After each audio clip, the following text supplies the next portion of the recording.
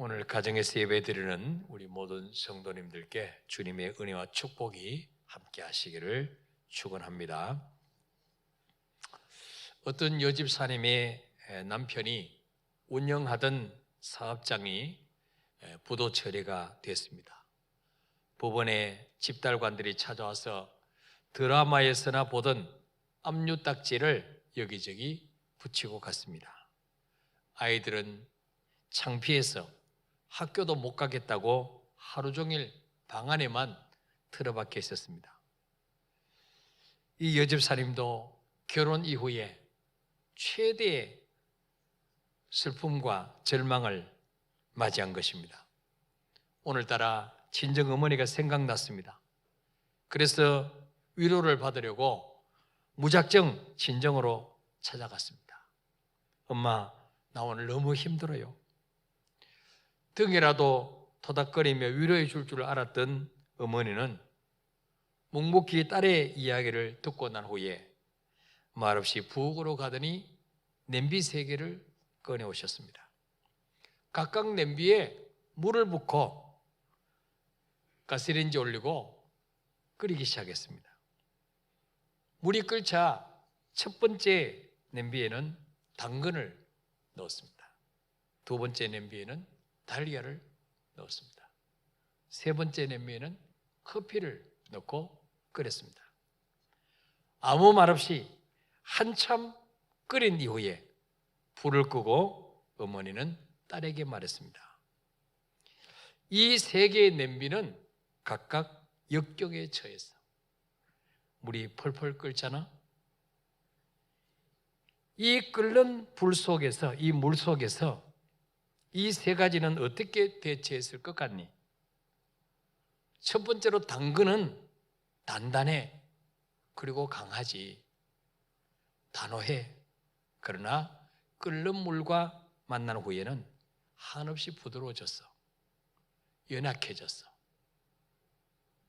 반면에 달걀은 너무 연약했단다.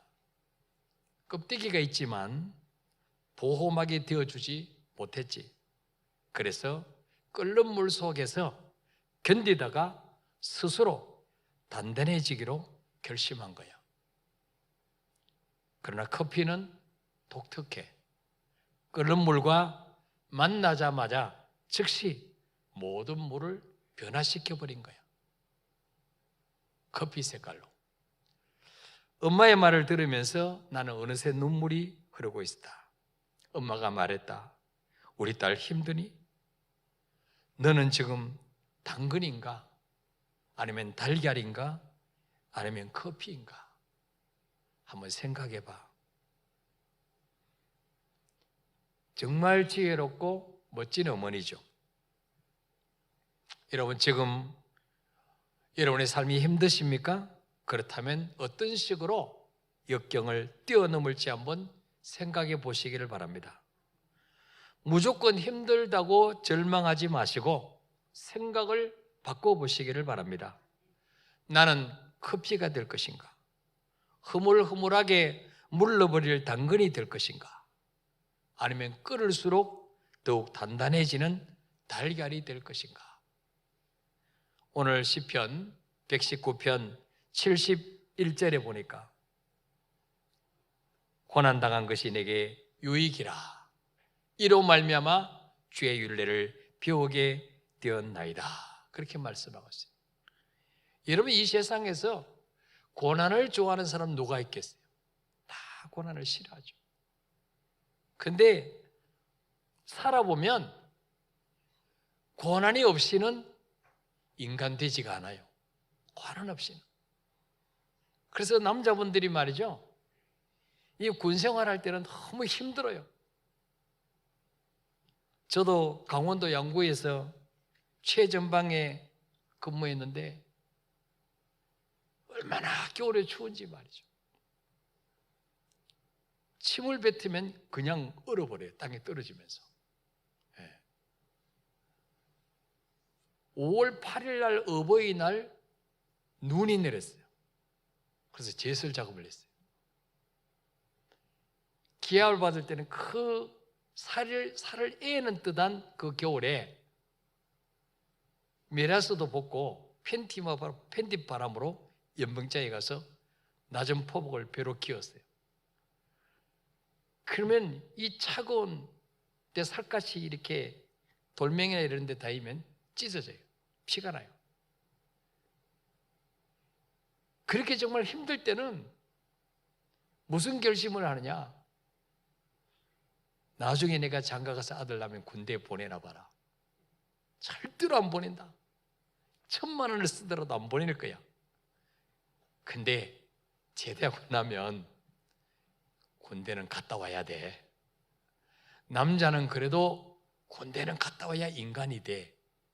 이렇게 생각하는 거죠. 예. 우리도 자녀들을 키울 때 가능하면 고생 안 시키고 정말 곱게 잘 키우고 싶잖아요. 근데 그렇게 큰 아이들은 별로 효도하지 않아요. 정말 고생하며 큰 아이들이 나중에 효도를 해요. 예. 그래서 하나님도 사랑의 하나님인데 왜 우리에게 고난 주시고 싶어 하겠어요? 나보다 나를 더 사랑하시는 주님인데, 우리 부모님보다 나를 더 사랑하시는 주님인데, 나를 위해서는 독생자 외아들의 목숨까지 주신 분인데 왜 우리가 고난 당하는 걸 좋아하시겠어요? 고난 다 제거하고 정말 우리가 좋아하는 꽃길만 가게 하고 싶죠. 그런데 그렇게 하면요, 우리 인생이 바뀌지를 않아요. 교만해져요. 하나님 찾지 않아요. 깨어지지 않아요. 그래서 하나님은 마음 아프시지만 우리를 정말 사람답게 만드시려고 고난을 허락하시는 거예요. 고난을 겪으면서 우리의 부족함을 깨닫게 되는 거죠. 우리 연약함을 깨닫게 되는 거죠. 예. 왜 고난이 유익이냐? 예. 첫째로는 고난을 통해서 나의 연약함을 깨닫고 겸손해지는 기회가 되는 것입니다. 우리 삶 속에 실패가 없으면요, 고난이 없으면요, 아주 기고만장해집니다. 내가 원하면 다 할 줄 알아요. 내가 원하는 건 다 가질 수 있는 줄 알아요. 예. 우리 인간은 그래요. 예. 저도 참 신학대학원 다닐 때는요, 이 개척교회 하는 목사님들 보면은 참 속으로 말이죠, 한심하게 생각했어요. 얼마나 무능하면 상가 건물을 얻어서 개척교회를 할까? 근데 하나님이 제 교만을 깨뜨리시려고 저보고 개척을 시키더라고요. 저는 개척할 생각도 안 했는데. 네. 이 개척하면서 말이죠, 또 콘솔이 빵빵 쳤어요. 내가 몇 년만 열심히 뛰면 까짓 100명은 금방 모을 거야. 근데 10년 돼도 100명이 안 돼요. 10년 돼도 우리 중고등부하고 다 합해서 낮예배 출석이러니 30여 명밖에 30여 명. 하나님 교만을 깨뜨리시는 것. 네가 애쓴다고 될 줄 아느냐? 네 힘으로 될 줄 아느냐? 네 지혜로 될 줄 아느냐? 네 열심으로 될 줄 아느냐? 그래서 여러분, 제가 정말 개척해서 상가교회에 있을 때 월요일만 되면 청년기도원에 가서 그 기도골에 들어가서 울었습니다. 예. 하나님 왜 성도를 안 보내주십니까? 그렇게 열심히 전도로 다니고 하루 쉬는 날 없이, 뭐 월요일에 쉬는 날이 어디 있습니까? 정말 교회 부흥시키는 세미나는 전국으로 다 쫓아다니고 열심히 특심이었습니다. 예. 하루에 1시간에서는 최소한 기도해 보려고 어떤 세미나 갔더니 말이죠, 그 유명한 목사님이 그러더라고. 자기가 동대문 운동장 앞에 가서 스톱워치를 샀대요. 그러니까 이거 육상 선수들 쓰는 스톱워치. 그래서 어떻게 이제 하루에 1시간에서 내가 기도하라. 처음에 기도하니까 오래 기도한 것 같은데 눈 떠보니까 10분밖에 안 된 거예요. 또 오래 기도한 것 같은데 눈 떠봤더니 15분밖에 안 돼요. 어느 세월에 1시간을 채우겠어요. 그래서 그 목사님이 기도 시작할 때 스톱워치 누르고 끝날 때 스톱워치 누르고 보고 몇 분 했는지, 15분밖에 못했구나. 점심때 또 해야지. 또 스톱워치 누르고 또 1시간 못 채우면 저녁에 또 스톱워치 누르고 기도, 새벽에 또 기도. 그렇게 몸부림쳤다는 거예요. 그래서 저도 그 말씀 듣고 은혜 받아가지고 동교문 운동장 앞에 가서 제가 스톱워치를 샀잖아요. 그거 놓고 강대상에 기도하는 거죠. 어디까지 하루 1시간에서 기도하려고 몸부림친 거예요. 어떤 개척교회를 하다하다 안 돼가지고 다른 사람이 인수해서 거기 가봤더니 말이죠, 이 강대상 밑에 여기에 이 공간이 있어요. 이렇게 문을 열면 그 안에 뭘 넣는 공간이 있어요. 여기 뭐 성찬기도 넣어놓고 교회들마다 그러는데, 이걸 열어봤더니 이 안에 소주병이 가득 찼더래. 소주병이. 얼마나 답답했으면, 얼마나 괴로웠으면, 얼마나 힘들었으면. 왜? 상가 월세 줘야 되는 날이 다가오는데 월세 낼 돈이 없는 거죠. 그러면 기도해야 될 텐데 소주 마시는 거예요. 괴로우니까. 그래도 감사하게도 저는 소주를 안 마셨어요. 스톱워치 놓고 매달려 기도했어요. 근데도 부응이 안 되는 거예요. 근데 하나님이 9년째 되던 해 땅을 주셨어요. 뭐 절대로 상가 건물에서는 부응이 안 돼요. 더군다나 뭐 3층에 있는데 뭐 지나가면서 누가 뭐 하늘 쳐다보고 다니는 사람 누가 있어요? 거기 교회 있는 줄도 모르는데. 그래서 하나님은 9년째 되던 해 여기 땅을 500평을 IMF 끝날 무렵에, 뭐 이자가 엄청 비쌀 때 그때 이 땅을 500평을 구입하게 하시고 10년째 되던 해 건축하게 하셨어요. 땅값도 다 못 치러가지고, 잔금 6천만 원을 못 치러가지고 하남교회에서 3천만 원 빌리고, 처갓집에 가서 아파트 담보해놓고 3천만 원 빌리고, 이래가 겨우 잔금을, 이 땅값을 지불하고 땅을 담보로 해서 전액 대출해서 교회를 지었어요. 빨간 벽돌 건물 2층. 하나님이 왜 고난을 주셨냐? 제 교만을 깨트리시기 위해서, 제 연약함을 깨닫게 하시려고. 네 힘으로 안 되지 않냐? 네가 노력한다고 되느냐? 내가 복을 줘야지. 내가 도와줘야 되지 않냐? 이거 깨닫게 하시려고. 여러분, 누가복음 15장에 나오는 부잣집 둘째 아들, 아버지 밑에 있을 때는 자신만만했어요. 아버지가 우습게 여겨졌어요. 보통 10대, 20대 때는 아버지가 우습게 여겨져요. 어떻게 저렇게밖에 못 사냐? 내가 저 나이 되면 훨씬 잘 살 건데, 그때는 아주 교만이 중천을, 하늘을 찌르는 거죠. 그래서 아버지 내게 올 유산 미리 주십시오. 그래서 먼 나라 갔지 않습니까? 아버지의 간섭을 받지 않는 곳, 아버지 눈길이 미치지 않는 곳. 만약에 거기서 이 둘째 아들이 성공했다면 집으로 돌아왔겠습니까? 안 돌아왔죠.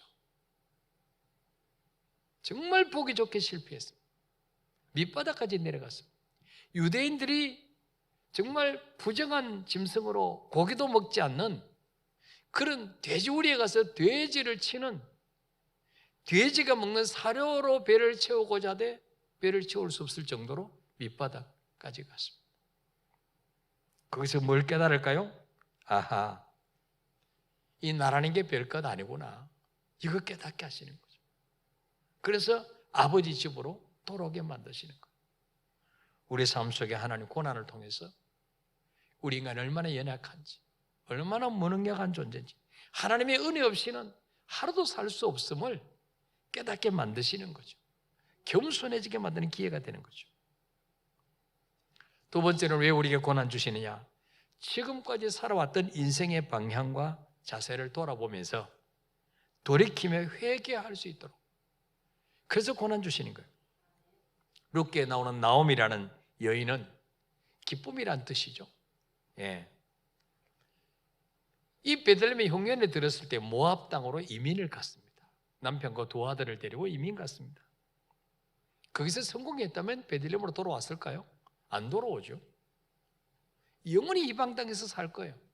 하나님이 없는 우상 숭배하는 그 땅에서 살다가 인생을 끝냈을 거예요. 근데 거기서 가서 10년 만에 남편 잃고 두 아들 다 잃었어요.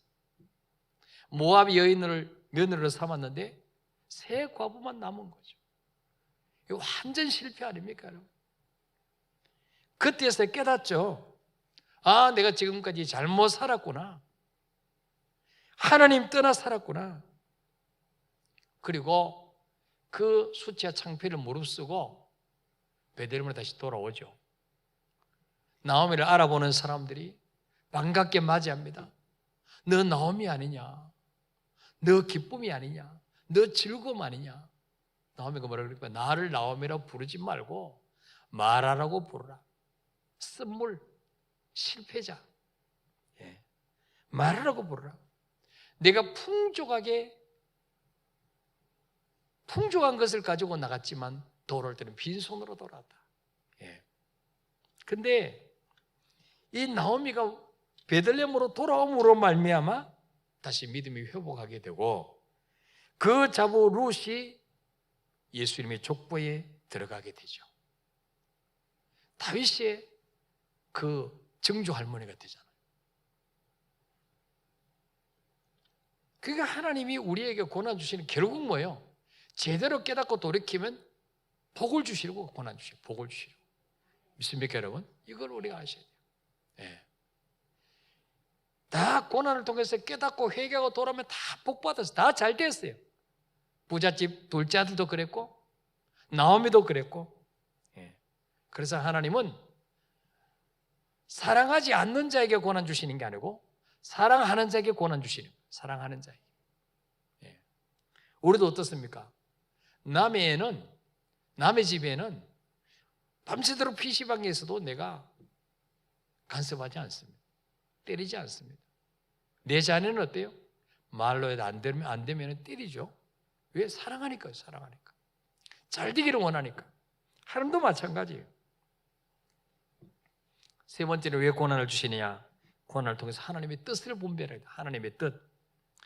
오늘 시편 119편 67절 한번 읽어볼까요? 시작. 고난당하기 전에는 내가 그릇 행하였더니 이제는 주의 말씀을 지키나이다. 아멘.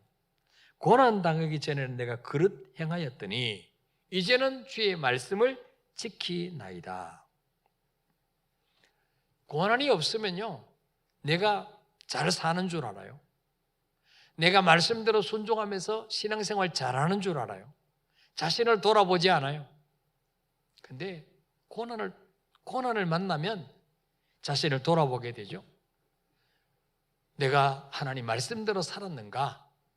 내가 인생의 주인이 되어서 내 마음대로 살았는가? 돌아보는 거죠. 예.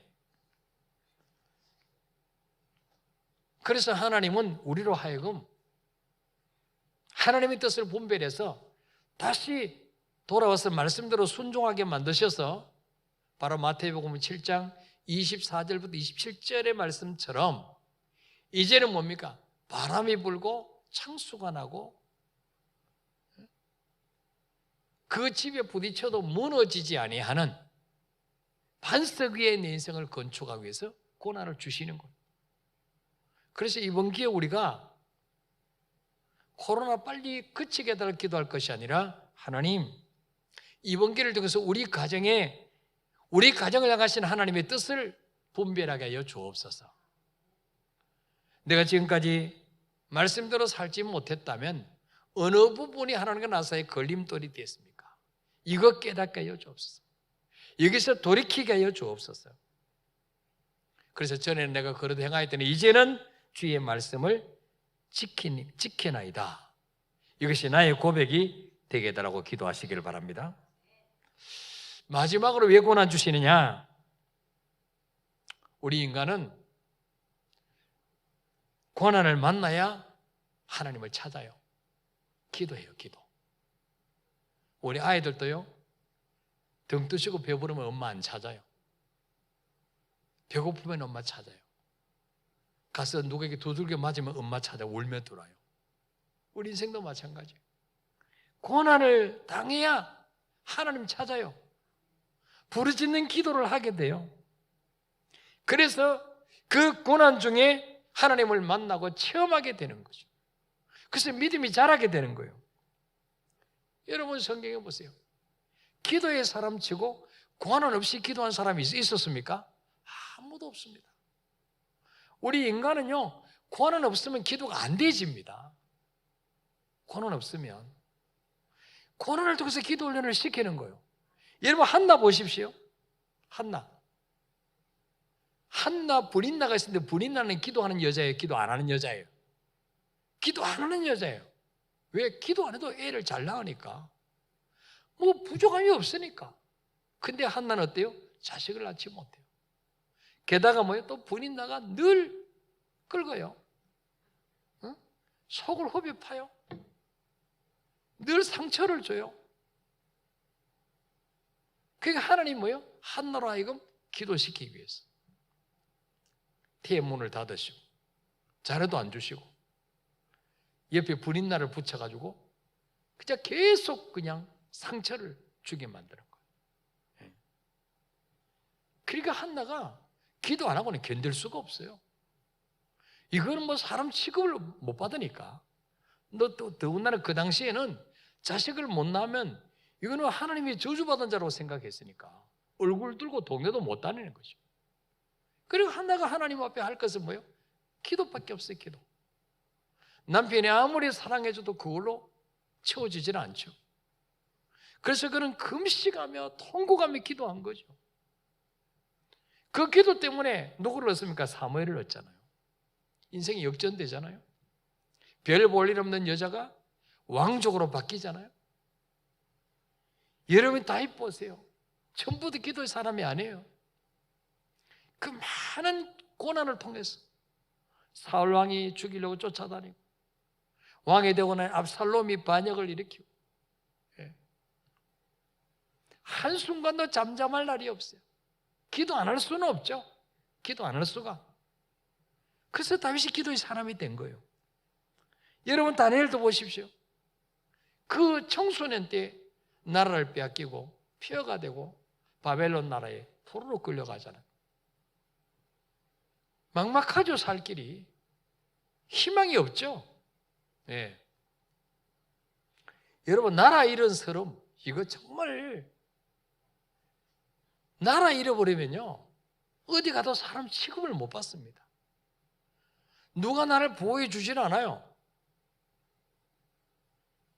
우리나라가 있으니까 우리나라 뭐 무역하는 사람들이 뭐 소말리아에 갔다가 해적에게 잡혀가지고 돈 요구하고 안 풀어주고 그러니까 나라에서 어떡합니까?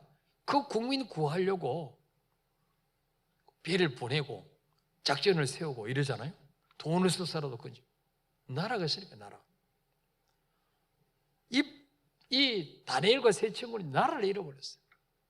무슨 희망이 있겠어요?